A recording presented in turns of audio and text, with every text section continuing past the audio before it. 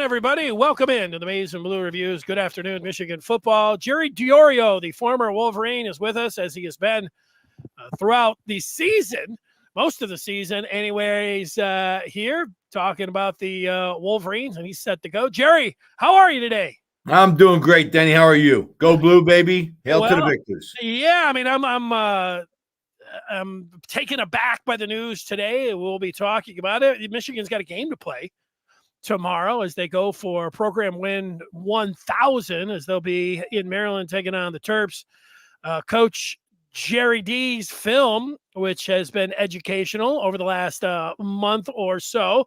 He's got some film locked and loaded that we will go through, but we'll start out with the developments over the last, 24 hours. And Jerry, I'll just give you a quick synopsis. You tell me if you agree. Michigan looked like, they were heading towards today, trying to get a restraining order so they could get Harbaugh back on the field. And, the coach was ready to defend himself. He said that on Monday, and he had the athletic director writing a sternly worded defense of everybody. And then yesterday, all of a sudden, there was a 180. Like, no, Michigan and Jim Harbaugh is just going to accept these remaining two games. And everybody was like, whoa, what happened? Well, just an hour or so ago, we learned that Michigan linebackers coach Chris Partridge has been fired. And also, we learned this from Ross Dellinger, who says that the NCAA presented Michigan evidence that points to a U of M booster, Uncle T, as having partially funded the scouting scheme, and assistant coach now fired Chris Partridge as attempting to destroy computer evidence. So this is where we're at right now. And if I didn't separate that, Uncle T funding the scouting scheme, and then Partridge fired for attempting to destroy computer evidence. That's where we're at right now. So I don't know how you feeling about everything. Well, Denny, it's how am I feeling? I'm feeling sad for our kids, our coaches. That's how I'm feeling. If you put that picture up of Corum again, that's what it's all about. First of all, nobody knows anything about what's going on other than the fact that Jim Harbaugh will not be coaching the next two games for the University of Michigan. Partridge was fired, and we have an information that he's connected to this in some way.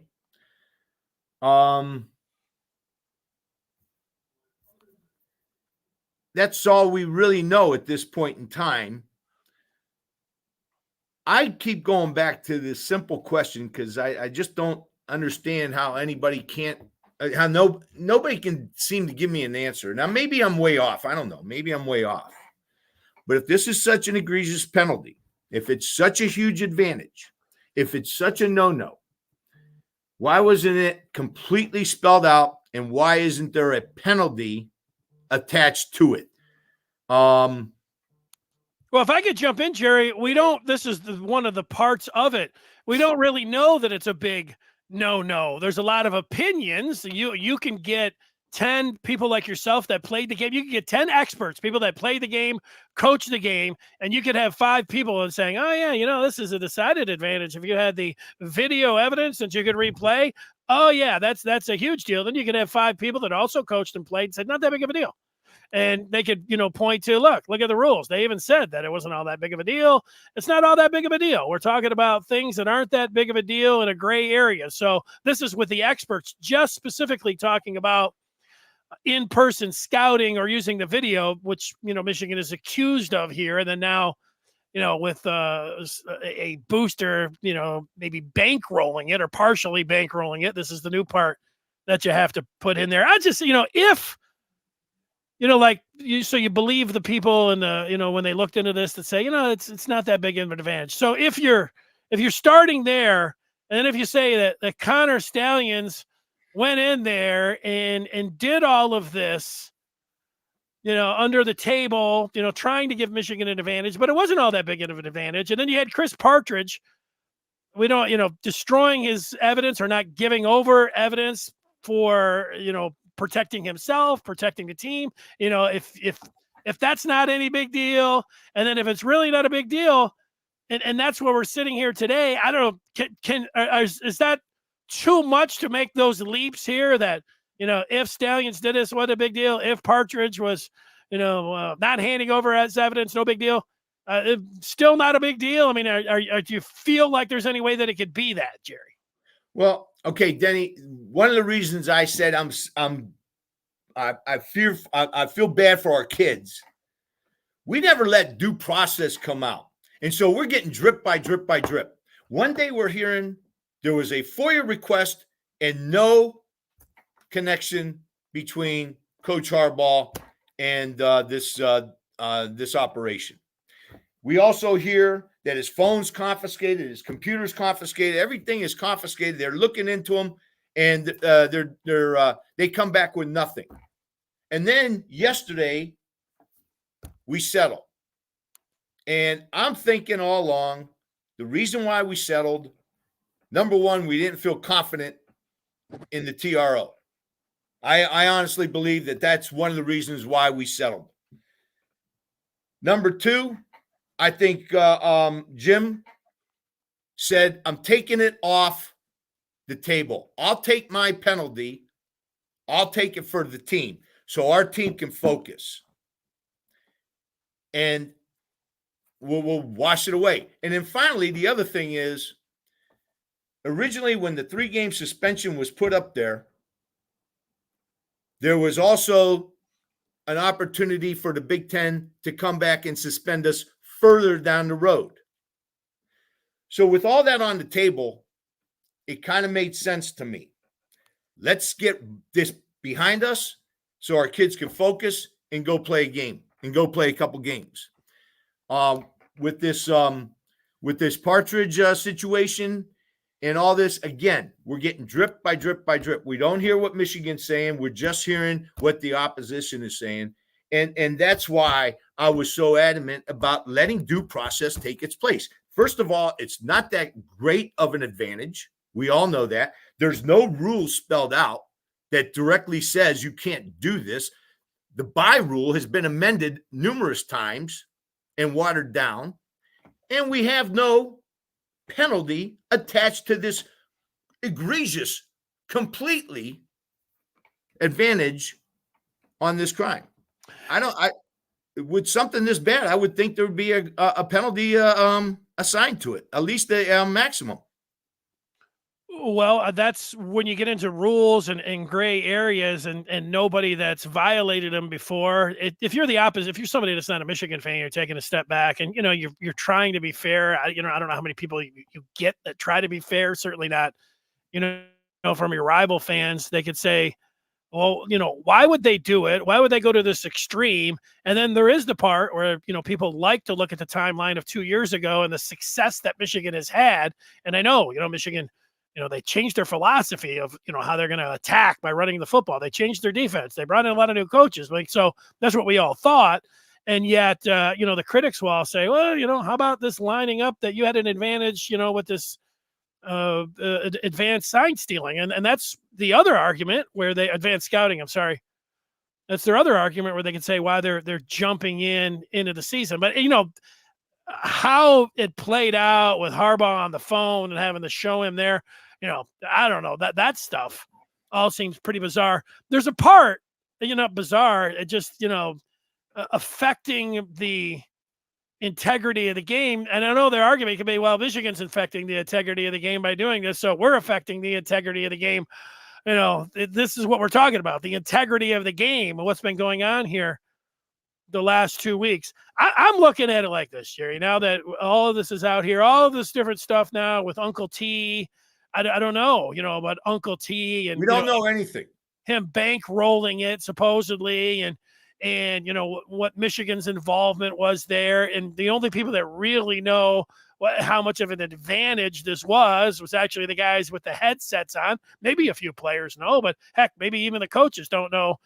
Besides the ones that were, getting the information, and they might have thought that they were getting the information from just the TV copy. So but it takes a lot of wild twists and turns. That's why I'm sitting here, and with all of that other stuff, I'm looking at what's going on right now. And you've already touched on it. We know that Harbaugh's not going to be able to coach the team tomorrow on the field. He's not going to be able to coach the field against Ohio State. This is what we know.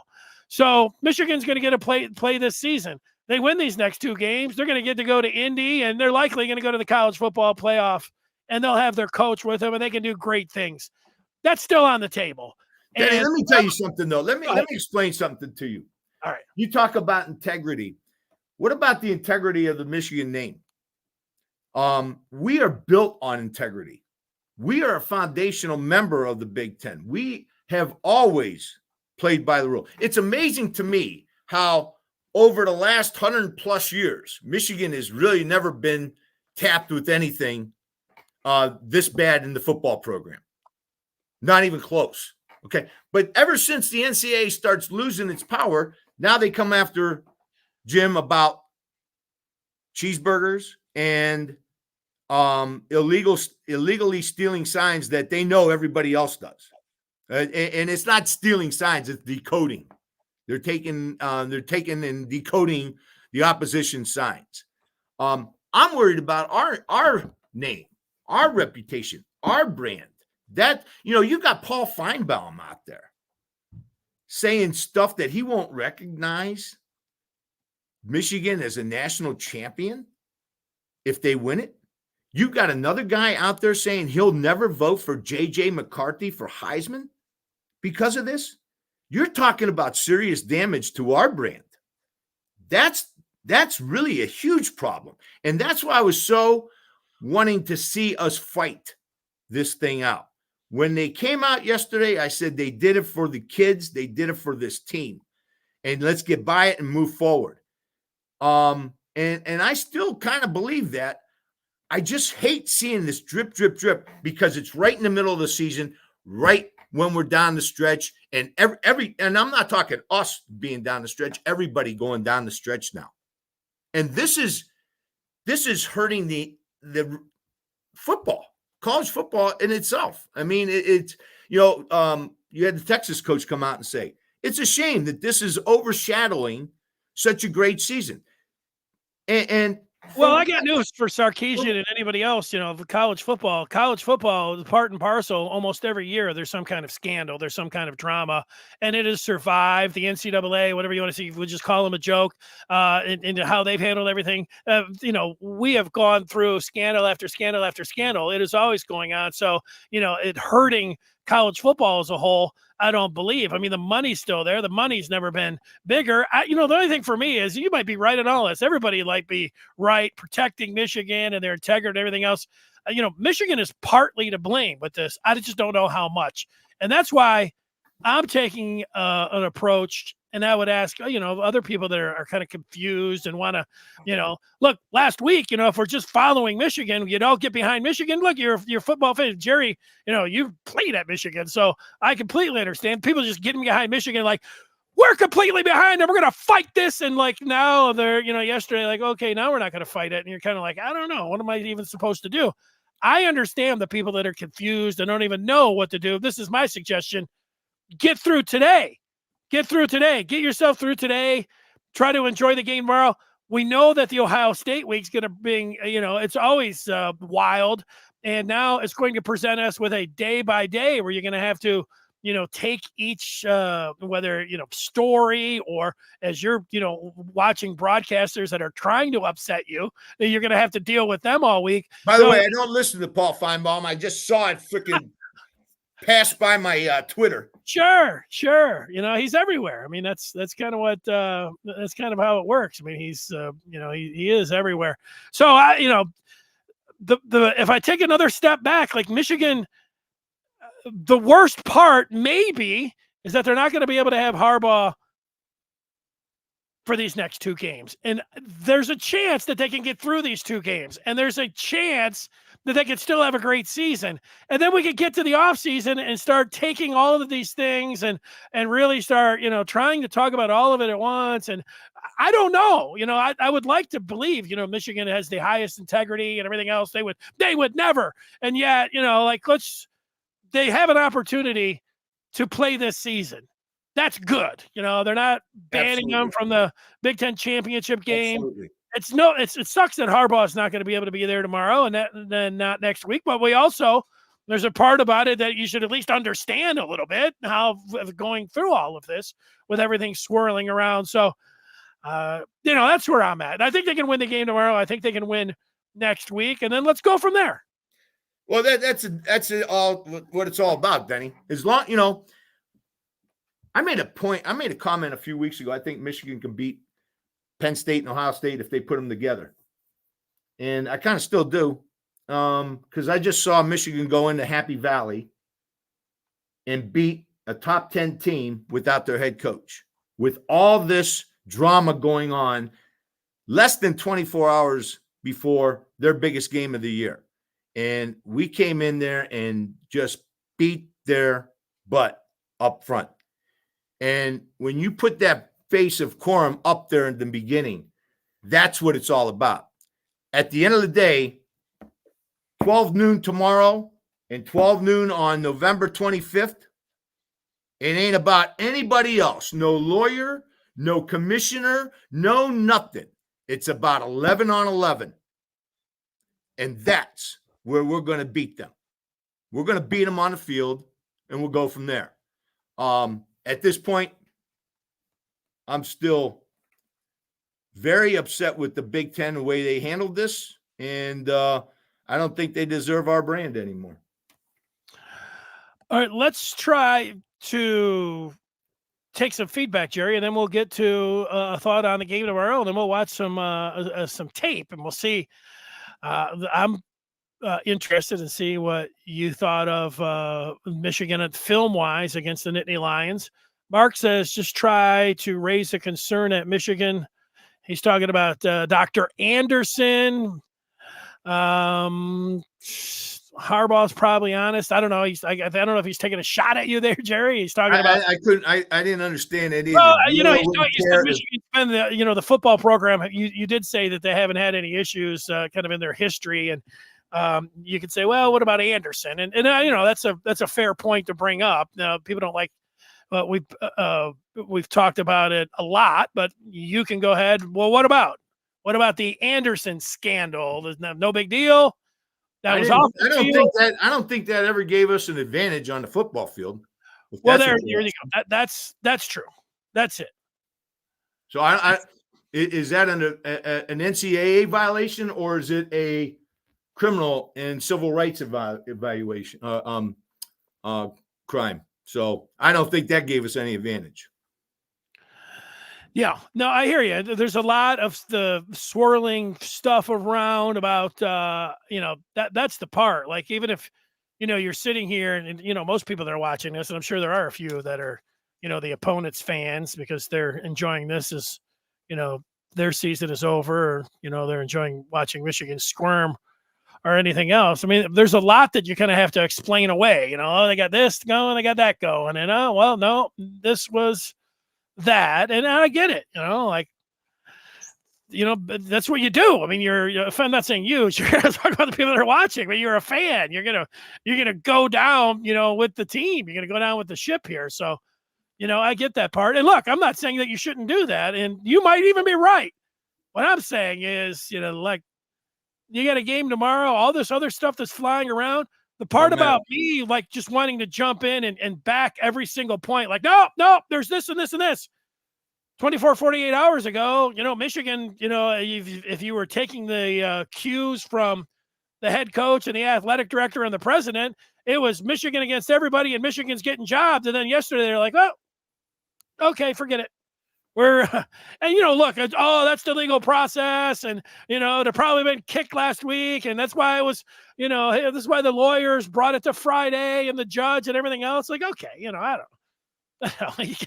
don't that's a lot of hand wringing and a lot of okay. So I'm looking forward to tomorrow And I'm looking forward to Ohio State week. And, not that I'm avoiding any of this other stuff. I'm ready to deal with it, but it can all be very confusing, and we don't have a lot of clarity. Well, you know what, Denny? That's kind of the problem in a nutshell. It's all very confusing. And who's running the confusion? The NCAA.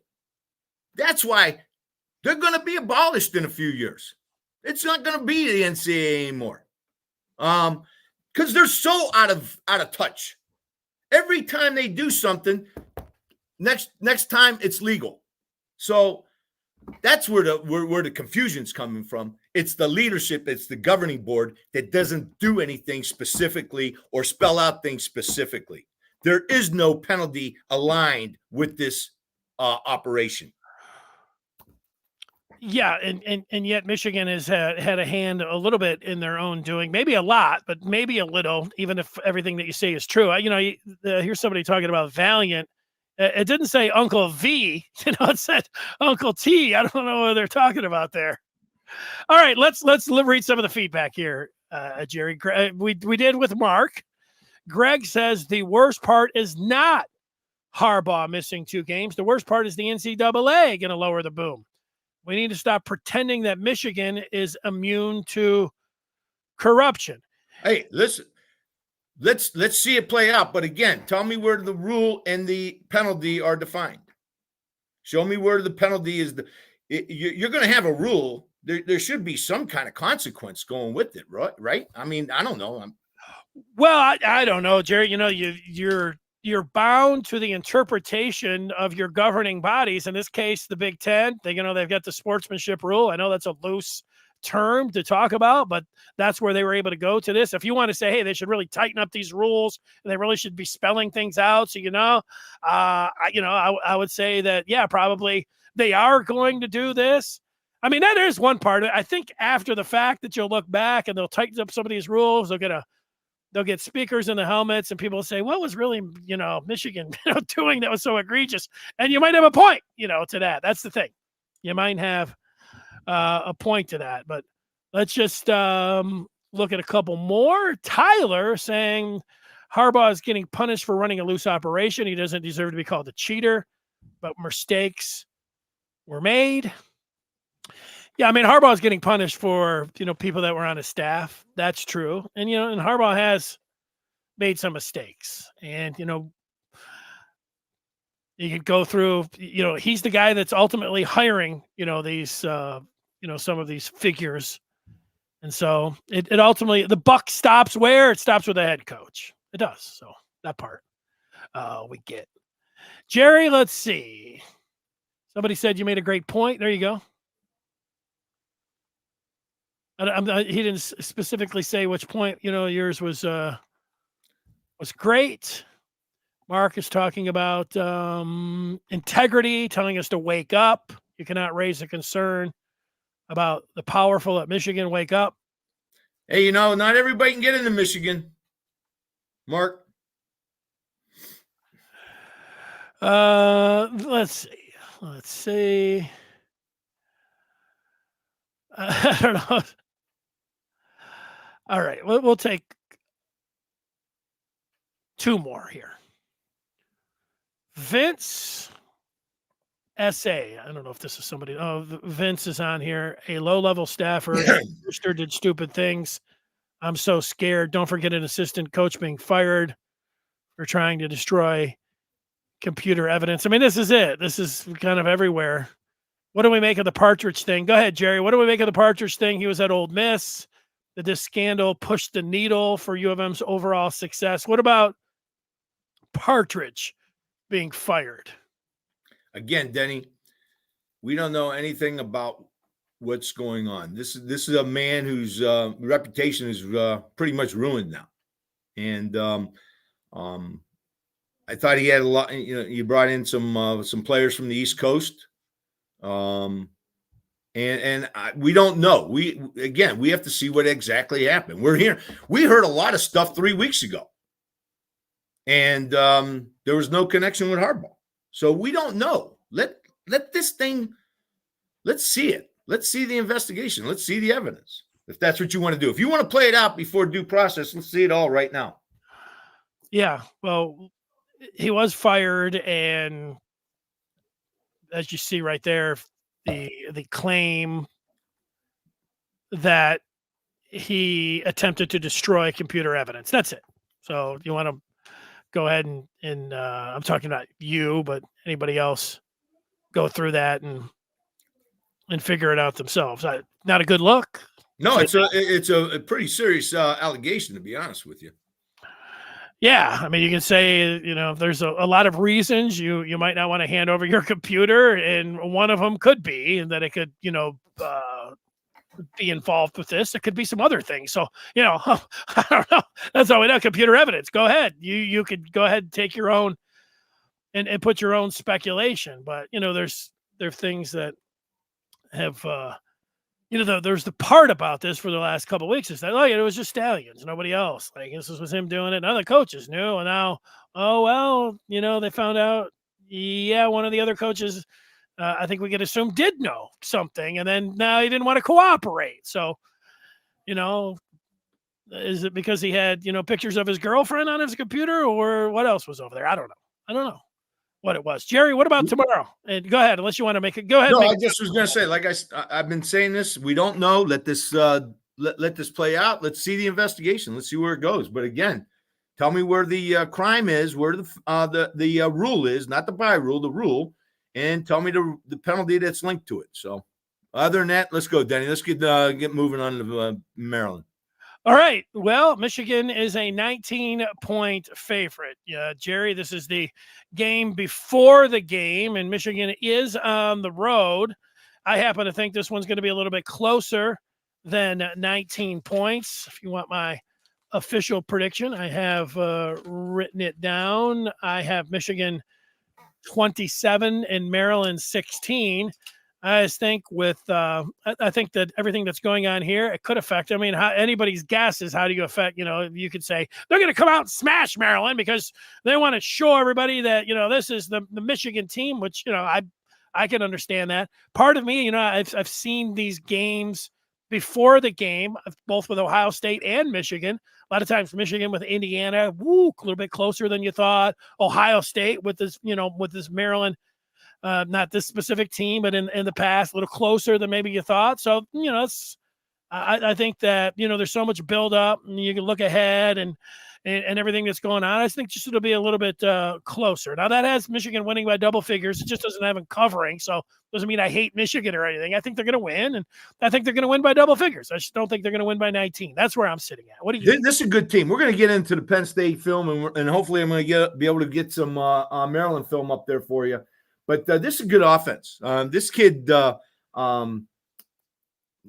his brother, Tamia, how you say his first name? Talia Tagovailoa. Tagovailoa, right? I mean, it's a tough one. That's why you call him Little Tua. This kid made a throw rolling to his left, kind of like what JJ did, and just put a perfect dime. But he's also thrown some interception. This is a good offensive team. They're fourth in rushing, fourth in scoring, 11th in rushing, second in passing, third in total offense, third in first downs. This is a good offensive team, and we got to be prepared to play this team. This guy can make some plays. He has teammates around him, skilled players that can make some plays. And we got our hands full with their offense. Defensively, I think their weakness is kind of our strength. I think they have a hard time with the run game, but we'll see. Yeah, what I didn't watch them against Penn State. Penn State, completely shut down their run game, but I did watch Maryland beat Michigan State for what that was worth. But I watched them play against Ohio State. They actually were hanging in there against Ohio State. And I think this is kind of the tail of the tape, what I've seen from Maryland. Talia is a total gunslinger. I mean, he can go out there and he can make big plays. He can make some outstanding throws. He's got a great arm, and he'll try to fit a lot of different passes in there. But it's like for every touchdown or two he'll throw a pick or two. So I know the Michigan's got some ball hawking, defenders, and they can also get after the quarterback. So I think Talia can make a few plays, but I think he's also going to give up a couple. And, given how Penn State was against, the the running attack for Maryland. I think Michigan should be able to make him one-dimensional, and he might make some plays, but it's going to be up for the Wolverines to get some of those back too. That's how I see it. Remember, Denny, that game with Penn State was 24. What was it, 24-7, and going into the fourth quarter. Right? So this game was close. This is a good football team. They've got a good offense. Yeah. So. Yep, and they got a gunslinger behind him. You ready to watch some film? I'm ready to watch some film, Denny. All right, let's do it. How are we looking? We good? We are. I should tell everyone that's watching right now that Jerry's film and video analytics are brought to you by Quick Cut. We want to thank Quick Cut for their video and analytics as we do get into it now. Let's walk through and talk about Michigan and Penn State. What you saw. Let's look at a little bit from Maryland. All right, let's take a look at it, Denny. This is what it's all about. These players, these coaches. We'll be right. We'll be all right. Best defensive series I've seen in a long, long time. I just had to put that out there. And compliment our defense, our defensive coordinator, fitting the way they did against that T formation that could split out into passing personnel. That was very impressive. That whole defensive stand right. That probably was the series of the game right there. When we stopped them here, this set the tone and put them in a position where they didn't feel so confident. All right, let's go on. Okay, 2 great calls. What am I doing here? I'm with you on that. And don't break. 2 great calls right here, back to back. We had problems with this 33 and this 44 all day long on pass protection. So what do? We roll at them and block down with our tight end. That's a great call by our offensive staff. Gets us out in the flat and pick up a nice gain there. Also, another great call here, running the ball with JJ.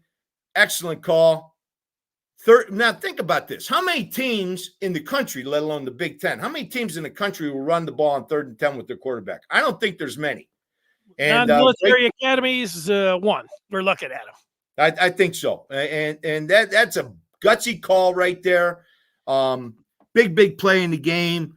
And we got the quarterback that can do it. I love this package right here. And I'll tell you right now, I guarantee you could say all the stuff you want. Ohio is probably pretty concerned with this package right here. When you have 7 offensive linemen, and they don't miss a beat. They don't miss a beat. We're going to watch this. They have such trust in one another. When you see them pass off blocks and just stay squared to the line of scrimmage, picking up things that are twisting and crossing, it's really impressive to see this offensive line and what they've done. Watch them. They're all blocking down. It's a basic inside zone, but watch them settle their feet and just kind of move right into the block. First, we look at Keegan, Nugent, and Barnhart steal the backside. Keegan actually takes a one technique from the other side and knocks him down into the hole. Knocks him back into the hole. Look at that wall on the top. Everybody staying square. The Mike linebacker over pursues. Look at the wall we have here. Look at the wall of the offensive lineman here. Look at the wall here. If this guy doesn't run into the referee, I think Edwards scores a touchdown here because I think the referee stopped his momentum. But that's just a great play there and great call. Great call, great design. I love that offensive line. And I'll tell you right now, we're going to go into this series a little bit more, and I'm going to show you where I think we could have used it a little bit more because I think we left about 11 to 14 points off the board. I think we could have scored another touchdown or two if we would have just kept that formation in there.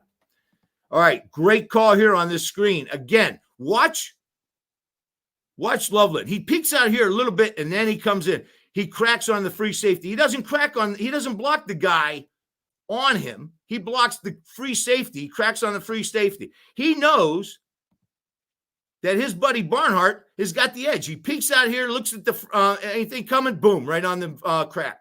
Beautiful. How many offensive linemen are down here blocking at 300 plus pounds? By the way, and Zenner has every right to be at the Outlet Trophy. No question about it. But I think this is number 2. I think this is the second best offensive lineman or the best lineman in the country. Keegan has had a phenomenal year all year long. We just pointed out he blocked a 1 technique on the other side of the ball, and there he is 20 yards downfield making a play. That's just outstanding play right there by Keegan. 320 pounds he's listed at. Yeah. 320 pounds. Okay, I put this in there for a reason. And here's the reason. We talk about conflict all the time. They did the same thing last week against Nebraska. They had too many people on the field, illegal formation. Heck, they still don't have anybody on Barner out here. And we still get 3 yards.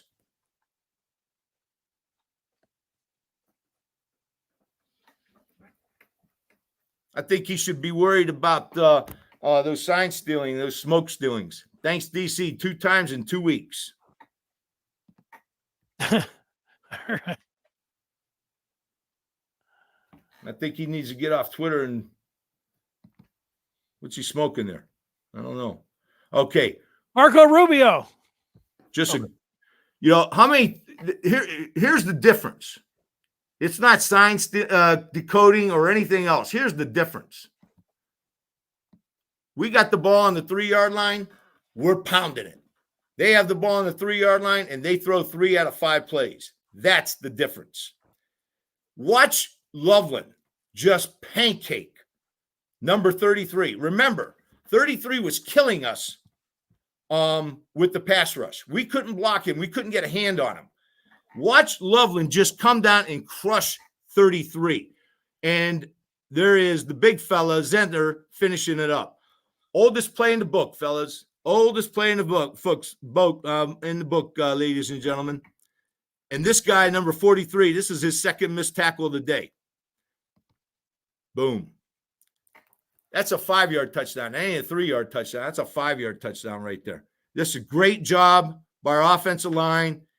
And remember, at the beginning of the year, Denny, I said, we got to get a play that we know we can get 1 yard on all day long. Well, I think we found it.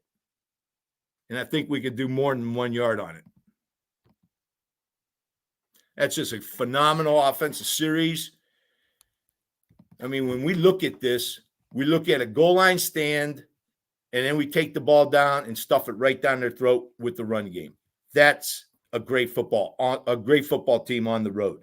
Jerry, you like picking up short yardage more than anything, or down on the goal line or short yardage plays. I like it. It doesn't surprise me, offensive linemen and everything, but that's what you like. You like being able to pick up a tough yard or two for a first down or a touchdown. Well, you know what they say, Denny. The game's a game of inches. So that 1 yard is that's a big yard. And we're doing a great job in the goal line and short yardage.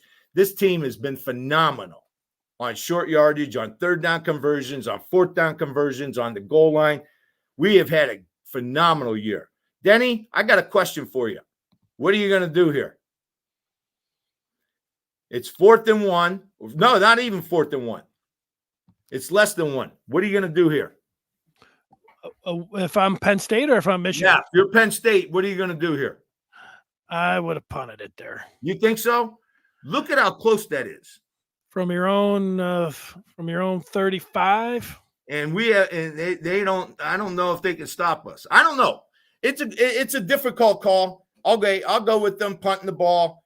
But I tell you what, when you got that inch, you're only that far away. That's a tough one to give up. I hear you just quarterback sneak it, but you're putting the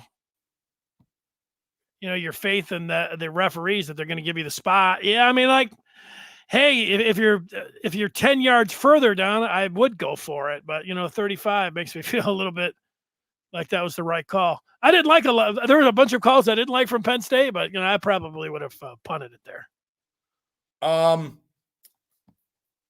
This is a great job by Thaw. when you look at this, he catches the ball on what, the 17-yard line, 16, 17-yard line, and he's up to the 22. That's a half a first down. If he lets that ball go, it could be down in the goal line area, and now we're in serious trouble. So that's a great job, I thought. I don't think that's been pushed out there enough. I put this play in here for one reason. I don't want to spend a lot of time. Let's look at this outside linebacker out here. I was wondering if Barner was going to get called for holding. I was worried about that. But I think the reason why he wasn't called for holding is because look at the outside linebacker, 0, turn his shoulders. Once he turns his shoulders, he kind of gives up his outside, and the ref is going to have a hard time making that call. Great job by Corum on the vision, bouncing it out. Huge, huge play for Michigan. And this is where I started thinking, boy, I love that big 7 lineman personnel. That was looking good.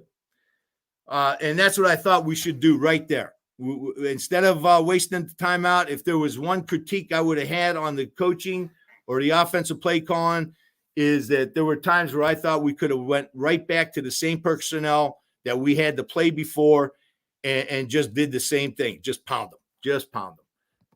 So that was my one thing that I had a problem with as far as the play calling. In other words, I don't think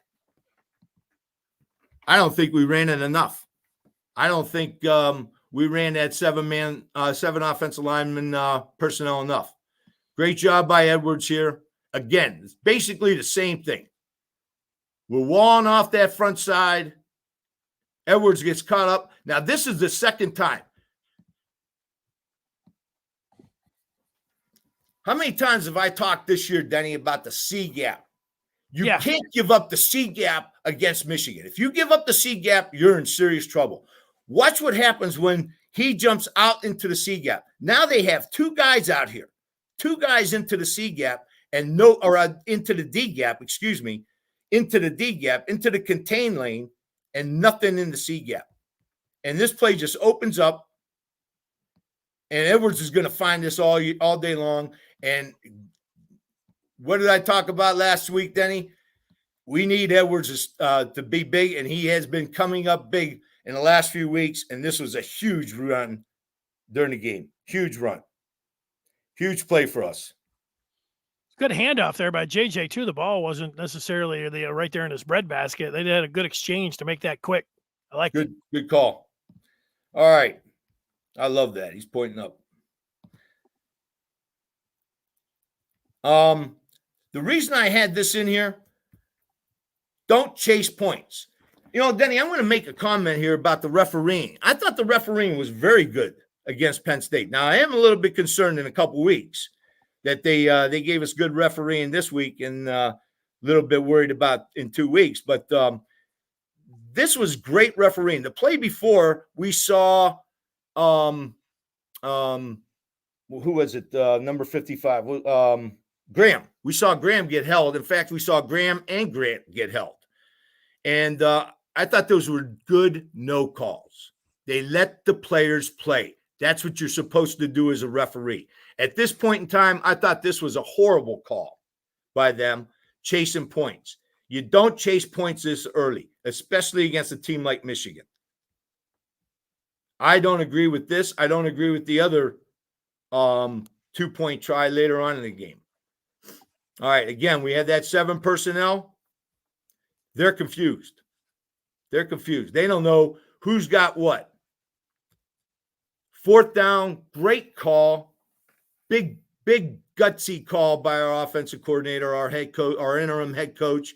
They're confused because all of these guys, they start going for the flat player, leaving JJ wide open for the run. Watch this thing play out. Look at them all go to the flat. They're all on Corum. They're all on Blake. No one on JJ. Well, you can't do that to JJ. JJ has got wheels. He can make that cut. He can make that play. You better have somebody on JJ. You better have somebody on JJ moving forward because now we're going to start running him more.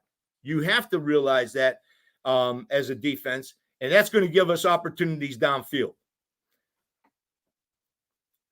Okay, here we are. You better start accounting for JJ. You better start counting. Watch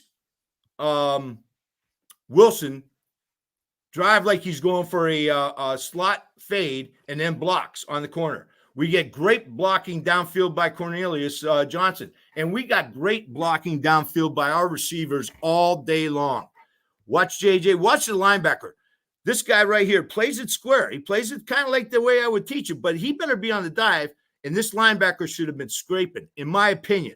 What they do is they send both down, leaving the outside wide open.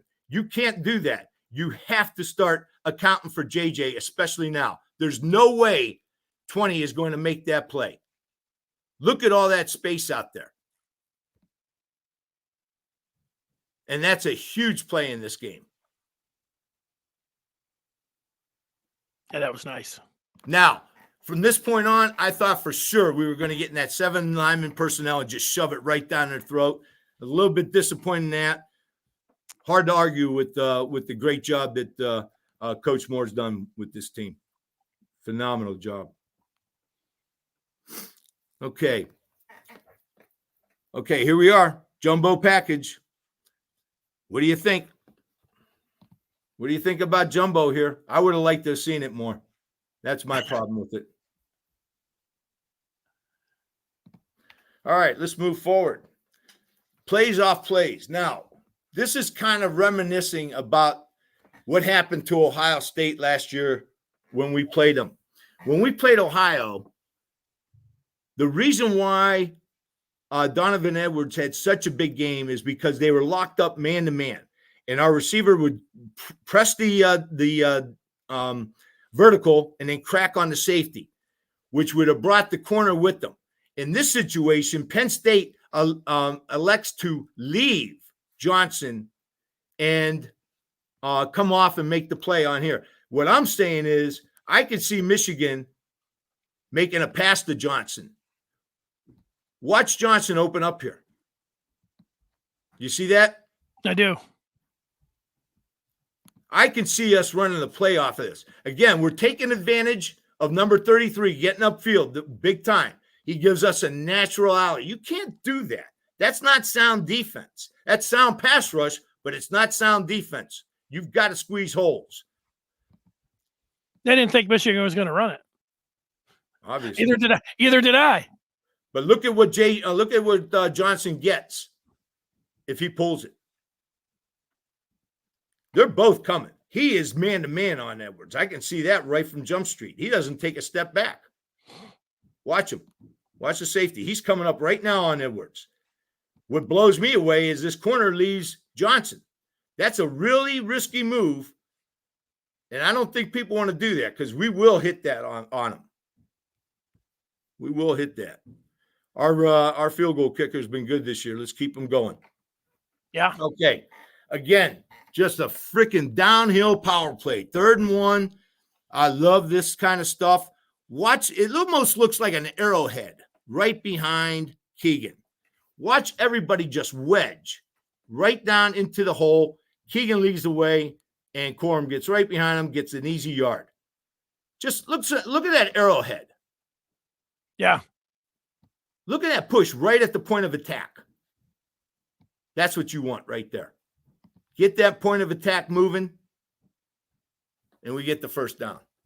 Big, big play. I'm surprised he wasn't under center there. Denny, they can run that play from either war, and that's the beauty of it. Okay. Again, here we go with the is this the 7 offensive lineman kind of package? I love this that we're throwing out of it. This is phenomenal. We see Barner going seam, and Joe Clapp made the comment that Loveland was open on the cross, but JJ elected to go for the big one. Great call, great play.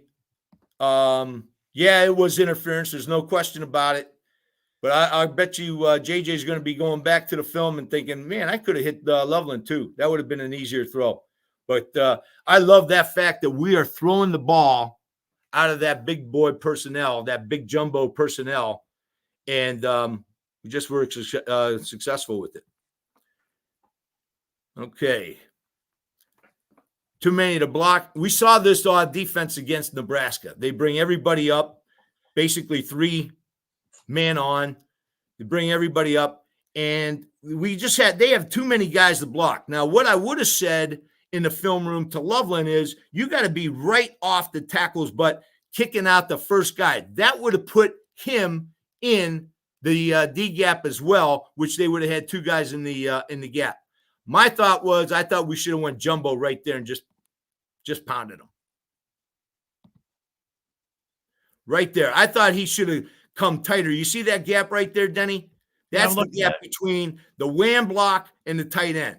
What you want on a kick out is to get as tight as you possibly can to the edge player and kick out the first guy past him.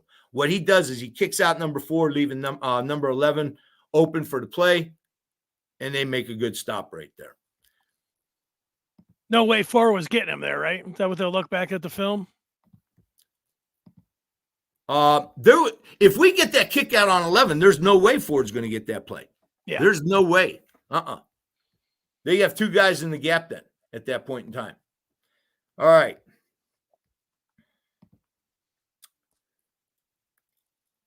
First and 10. Game, set, match right here. Again, same thing. C gap player goes out into D. Now you've got 2 in a gap. Corum exploits it. Great job by Barner, keeping him on his edge. That's a great job. Great job by Keegan, picking up that blitzing linebacker. Great job by Henderson coming down on the 3 technique. Watch the combo on Zenner and Nugent. It's not great getting up on a linebacker, but they do just enough to take him off of that pace, and he can't do anything about it. Corum's gone. Ball game. Ball game. You're right. Game. So you like the run it every time, how they did it. Was it in the second half, the way they went through there? Jerry, you like that? Oh, I love it. I just my biggest complaint would have been that I thought we could have run that big boy combination a little bit more. Listen, when you're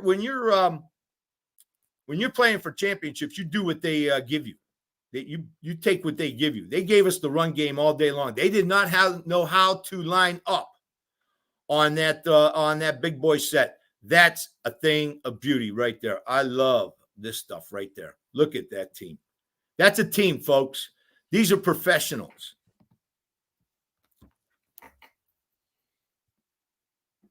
The biggest reason I'm not so concerned with us not having our head coach is because we have professionals on this team. We have a great bunch of young men that have persevered all year long. Okay, again, chasing points. Denny, you're going to go for 2 here, down 9? No, I'm not. I wouldn't do that. There's no way. There's no way. I'm taking the extra point, making it a 1-possession game. Now you have to go after 2 onside kicks with the minute 59 against the University of Michigan. Math people aren't going to like us, Jerry. The analytics is pretty clear. That's what they want you to do is go for 2. So, they'll all say we're old and we don't know football, but that's it's okay. I would have kicked it in a 2-possession game. No freaking way. No freaking way am I going. By the way, I thought we could have brought one more in here. They don't have an eligible receiver out here, I don't think. There's nobody dropping.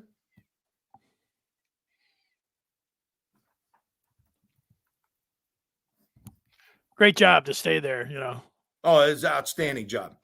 Outstanding job. Again, I don't know what you're thinking. It's 3rd and 5. We got the jumbo package in. I'd have every freaking guy up there just coming. What they do is they elect to twist the defensive tackle out. Watch Henderson, gets him on his back hip. Or I think it's not even Henderson. I think it's Jones that gets him on his back hip, keeps him there. And that's it. Think about that, Denny. Here we are, 1:46 left to go. We need a first down. Watch the job Hinton does picking up 2 guys. Watch this guy. is this right here. This guy right here. This is Hinton. Watch him. He picks up 2 linebackers. Oh, yeah. Yeah. 3rd and 5, 146 left to go in the game. Everybody knows what you're going to do. And you gain 8 or 9. That's a freaking great football team right there. Greatest play in football right there. There you go, Jerry. Jerry, I want to ask you a question. Now, Michigan is going for a win. They're sitting on 999. So if they beat Maryland tomorrow, it'll be win 1,000. Do you recall any round number victories when you were playing? Like, was it, I don't know, number 600 for Michigan, or there just wasn't one there? This, was there a number there? No, I think we just wanted to get to 8 or 9, meaning 8 Big Ten victories or 9 Big Ten victories, whatever it was. Jerry, was there ever, like, Michigan's got a lot of distractions. Was there any, like, you got school and girls and, whatever else? I mean, was there any huge distraction? What was the biggest distraction in your 4 years of being at Michigan? Boy, that's a great question. You have one. And you went to the Rose Bowl, right? That's a distraction. Twice. That's a distraction, right? Going out to the Rose Bowl, the beach and all that. Yeah, well, it was kind of a distraction. We did have a good time out there. There's no question about that. Yep, great time. No, I don't. Those are distractions that the other team has to deal with too. What we're facing right now is not a distraction. This is a distraction against Michigan. No, I don't remember any kind of big scandal or distraction that we ever had when I was playing. I don't remember that. No. You think Sharon Moore now? I don't know if he needs to tighten up anything. They won the game last week, and he was the head coach. There was a time earlier in the season. What was that? I think it was the night game Bowling Green, right, where he was the head coach. So this will be his 3rd game. They've been through that. That experience, I would sort of be a little smoother, and then they get another test run here because they're going to have to do it again next week. So they've had Moore's had the experience here. I know there's a lot of different coaches there, but hey, that's it. With this coaching staff, listen, let's say this. Let's give credit where credit is due. Jim Harbaugh created this culture where leaders step up and do the job. Jim Harbaugh empowered his defensive coordinator, his offensive coordinator to step up and do the job if anything were to happen. And these guys were ready and did a phenomenal job all year long. When you think about it, what do we got? Jim Harbaugh has been out 4 out of 10 games so far, 5 and 6 coming up out of 12. And half how the many season. programs, how many head coaches can say that they can empower their coordinators to take half the season? I don't know many. This is quality leadership we got from Harbaugh, from Jimmy. And these are great, great coaches he's got around them. Been some mistakes, but oh well. One more question for you. You see what Moose is saying, that they'll say if Michigan wins, it'll be tainted by everything. Let's just say if Michigan wherever they beat Ohio State, they get to the big. Do you feel like this season will be tainted at all? The only thing that's tainted is us being targeted like this. You want to talk about you're saying we're cheating, right? Well, we've known this from Michigan State, right? We've known this situation since Michigan State. I don't see any difference. The scores are still the same. Like I said, I think we left about 14 points off the board against Penn State. I think we could have run them out of their own place. That's not a bad argument, Jerry. Now, like, do I think that Michigan, if they, let's just to say that, they were getting some kind of advantage against East Carolina, Rutgers, Minnesota, whatever. I think that even reasonable people could say that Michigan would have won all those games, would have beat Indiana. And so it was the Thursday before Michigan State. Michigan would have still beaten Michigan State. They obviously beat Purdue and Penn State without this, advantage, that they had. So if they beat Maryland, Ohio State, they go on, like you could say, okay, like whatever you want to say, but they will have gone through there without this advantage. And without a head coach. I think there's an argument, and they don't have the head coach for, the past, whatever discretions, whatever else, but they will have, if they go through, it's a long way.